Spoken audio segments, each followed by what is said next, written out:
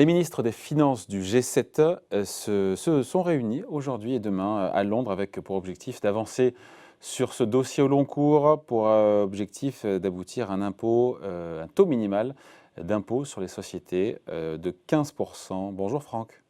Bonjour. Franck Dedieu, directeur adjoint de la rédaction de Marianne. Est-ce qu'un accord semble à portée de main ce week-end enfin, on se pose la question, en tout cas dans un avenir proche, parce que on sait qu'il y a cette ambition, dans le cadre de l'OCDE, de trouver un accord. On a Joe Biden qui a défendu, dès son arrivée à la Maison-Blanche, cette idée d'avoir un taux d'impôt minimal au niveau mondial sur les multinationales. Et puis, voilà, après se posera la question, sur le principe, j'imagine que vous y êtes favorable. Après, il y a la question du taux qui sera retenu. On parle de 15% et pour vous, j'imagine que vous allez me dire que c'est trop bas.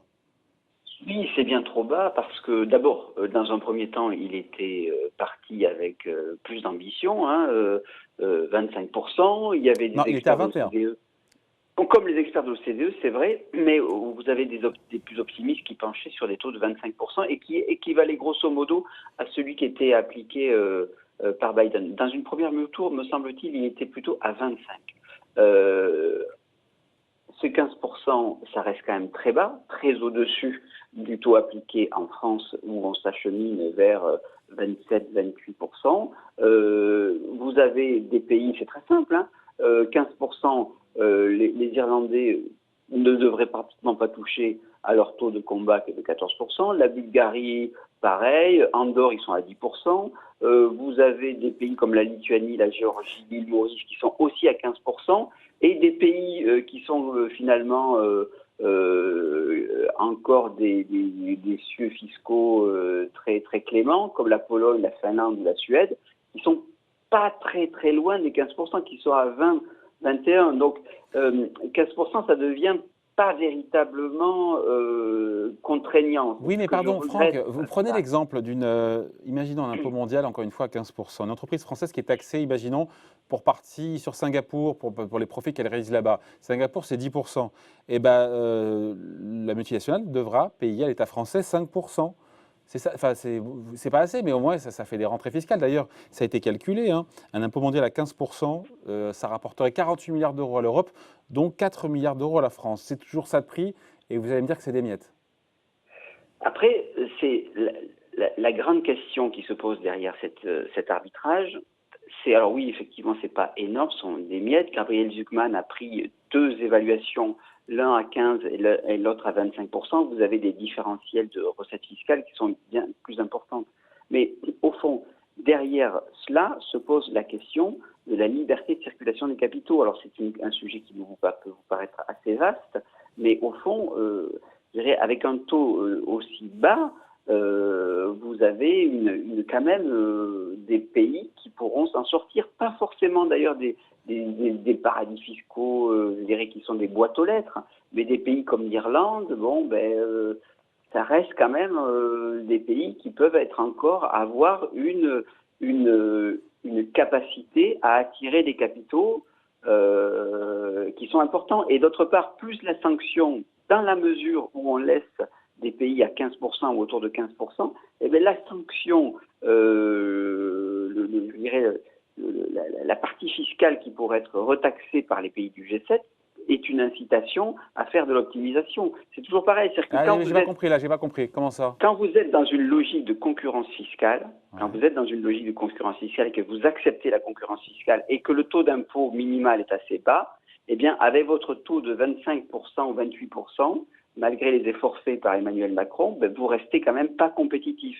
Autrement dit, la question, c'est de savoir si je reste, soit je déclare la fin de la concurrence fiscale, soit j'ai un impôt minimal qui est assez bas pour tout le monde, Donc avec Alors un taux après, d'imposition minimal sur les multinationales au niveau monde de 15%, les multinationales, enfin les grandes firmes, vont pouvoir continuer à pratiquer l'optimisation fiscale, certains diront à outrance. si vous êtes, si c'est le taux irlandais, qu'est-ce que ça change? Si c'est le taux irlandais, qu'est-ce que ça va changer? Alors effectivement, vous êtes sur des 0%, là, des vraies boîtes aux lettres, où là, pour le coup, il y a de l'optimisation fiscale, effectivement, sur des cailloux, là, effectivement. Mais sinon, vous êtes dans une logique, la concurrence fiscale inter-européenne avec les Pays-Bas, avec l'Irlande. Bon, sur des questions d'ailleurs qui sont assez différentes, c'est pas toujours l'IS. Hein. Ça peut être par exemple la fiscalité sur des biens immatériels, des marques, etc., des brevets. Bon, c'est un peu complexe, mais ce que je veux dire par là, c'est que si vous êtes toujours dans une logique de concurrence fiscale et de liberté de circulation des capitaux, eh bien, vous avez fatalement un avantage vers des pays qui sont à fiscalité basse, surtout si le minimum reste assez bas. Ouais. Mais en même temps, est-ce que 15%, c'est déjà pas mieux que rien? Même si, encore une fois, c'est Oui, vrai que alors, les experts de l'OCDE tablaient plutôt sur 21 et certains voulaient 25. effectivement, c'est mieux Et que pourquoi cette rien. concession, pardon, question double? Parce que le président Ouais. américain avait évoqué au début, je me rappelle 21%, c'était au mois d'avril, et on a eu fin mai, aux alentours du 20 mai, je crois que c'est Janet Yellen, secrétaire au Trésor américain, qui nous a dit, voilà, en gros, ça sera plutôt 15% de la position américaine. Pourquoi est-ce que cette concession de Joe Biden, pourquoi il se la joue, certains disent entre guillemets, un peu petit bras là-dessus?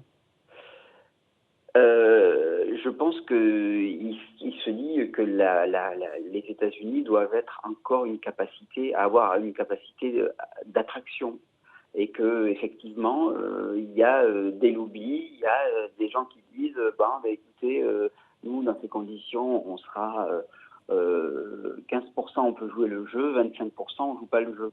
Donc son idée de départ, c'était de se dire, au fond, on aurait un impôt mondial qui correspondrait en gros à celui qui est en vigueur aux États-Unis, en gros. Bah oui, mais lui, il va remonter le taux d'IS aux États-Unis de 21 à 25. Oui, mais bon, vous voyez, vous déplacez pas des montagnes pour 4 points d'IS. En revanche, vous pouvez avoir une incitation beaucoup plus forte s'il y a 10 ou 12 points. Donc effectivement, il y a une forme de réalisme qui fait que, voilà, à un moment donné, vous vous cognez à une forme de réalité qui est celle aussi des lobbies. Et c'est pas que les lobbies du GAFA, hein, c'est aussi l'industrie pharmaceutique, les assurances, l'aéronautique, l'automobile aussi, où vous avez effectivement des groupes qui disent, nous, on a quand même besoin de faire des marges. On a Mais ça besoin serait pas de déjà faire une des avancée investissements. extraordinaire déjà de réussir à aboutir à un accord qu'on ne devrait pas avoir ce week-end, mais Alors après, oui. Alors effectivement, c'est déjà bien, mais la question, et c'est toute la question du multilatéralisme, en fait, c'est de se dire, au fond, on peut se mettre d'accord au sein du G7, parce qu'en gros, on peut imaginer un impôt minimum à 15, sachant que les pays du G7 sont autour de 25. Il y a une espèce de taux naturel d'IS, oui. d'impôt sur les sociétés, qui est autour de 25. On peut imaginer cela. Maintenant, si vous ne faites pas du protectionnisme fiscal, ils s'en font un peu les États-Unis. Si vous ne créez pas des incitations au rapatriement beaucoup plus forts sur le plan fiscal, bref, vous ne touchez pas au cœur du système, eh bien, à ce moment-là, effectivement, vous pouvez être d'accord sur les 7 plus grands pays industrialisés, il restera toujours des pays qui sont souverains. C'est pour ça qu'au fond, il y a presque une question existentielle autour de ça. C'est-à-dire que si vous passez par l'OCDE, vous avez un panel extrêmement large de pays qui accepteront de jouer le jeu, enfin, ou du moins sur le papier. Avec Et une vous prenez ambition le risque. moindre. Mais voilà, et vous avez une ambition moindre, beaucoup moindre, et avec effectivement des pays qui sont souverains.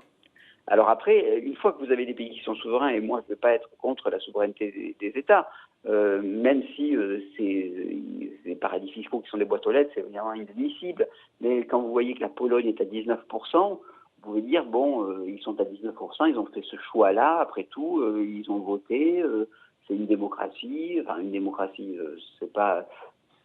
C'est très, on est quand même, c'est un pays de l'Union européenne où les gens votent, voilà quoi. Enfin, je veux dire,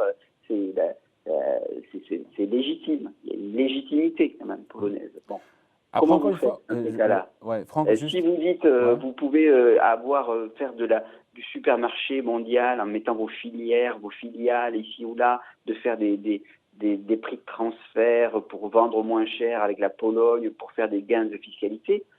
C'est là où ça pose un problème. C'est-à-dire que la philosophie européenne reste encore une philosophie de la concurrence. Elle soit sociale, elle est environnementale, mais elle est aussi fiscale.